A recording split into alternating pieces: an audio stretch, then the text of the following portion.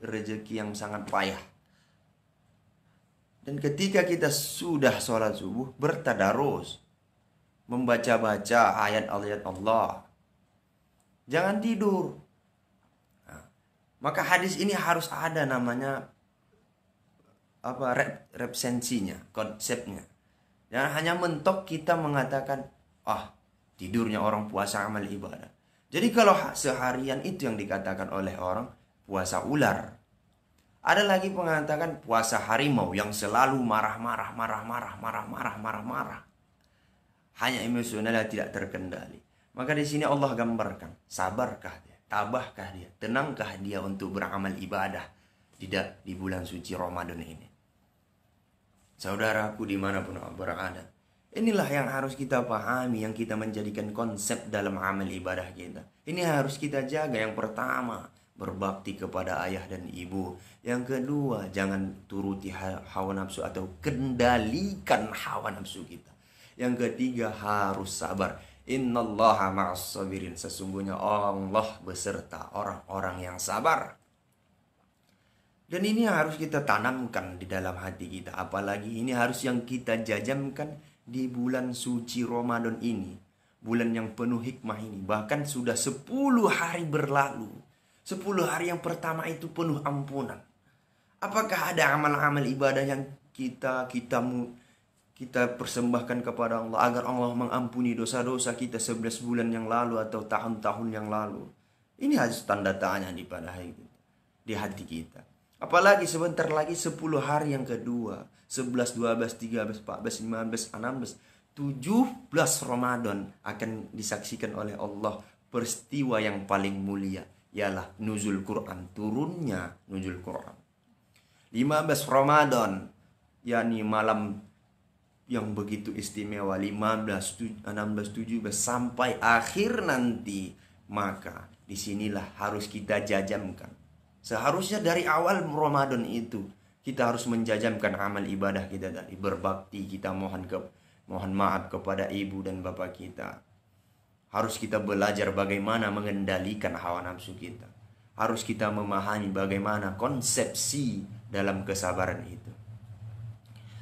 Saudaraku dimanapun berada, ingat, orang-orang yang sabar ini akan diberikan oleh Allah suatu kenikmatan, yakni hati yang tenang, pemikiran yang netral.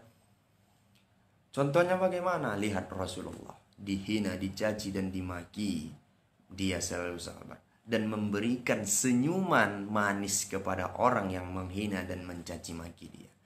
Yang keempat apa? Amalan, yakni kita selalu menjaga tali silaturahim sesama umat muslim di bulan Ramadan ini.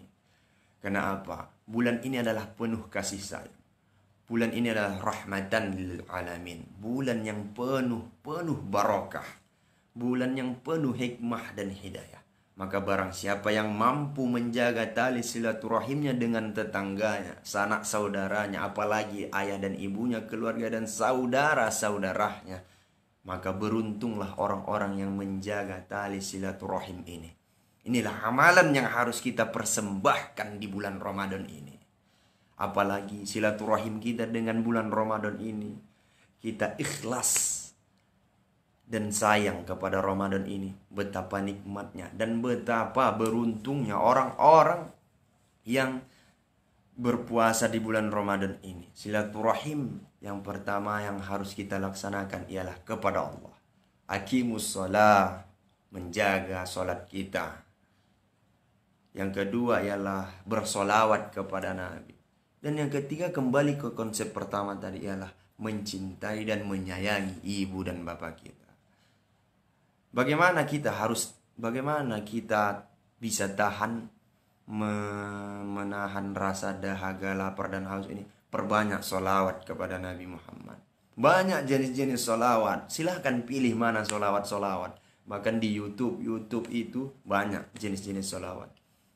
Seperti solawat Sallallahu ala Muhammad, Sallallahu alaihi wasallam. Banyak. Allahumma salli salatan kamilatan wa sallim salaman taman ala sayyidina Muhammadin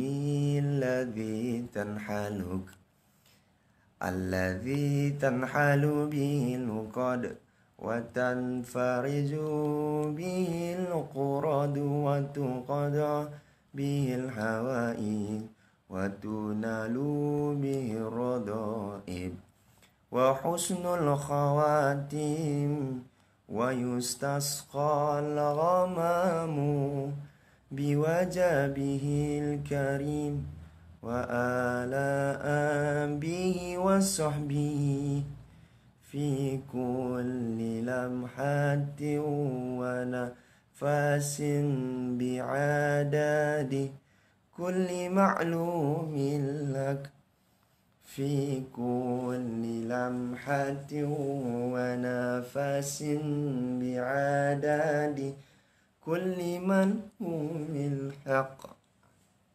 Banyak jenis-jenis solawat. Silahkan pilih mana solawat yang kita inginkan. Mana solawat yang bagi kita itu mudah, membuat hati kita senang. Allah tidak memaksakan. Rasulullah itu tidak memaksakan. Ini Allah tidak memaksakan zikir ini.